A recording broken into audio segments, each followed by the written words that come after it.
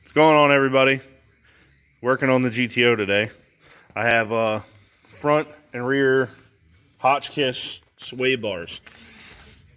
So I fought with this thing for damn near 3 days because that is the sway bar mount up there with minimal freaking room to get the damn thing out.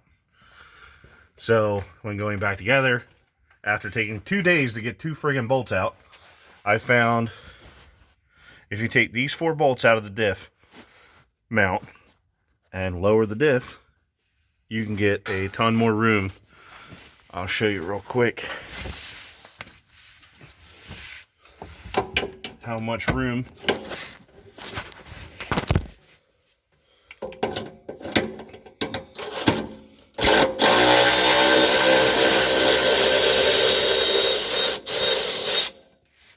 And I didn't have to take the exhaust out either, which was nice. I mean, I'm sure you would get a little bit more room that way, but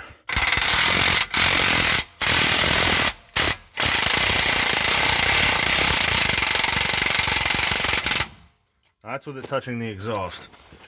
And I could even get a 3/8 Milwaukee ratchet in there and run the bolts back in. So if you're having trouble getting the sway bar out, go ahead and try that. Should make your life a whole lot easier than mine was.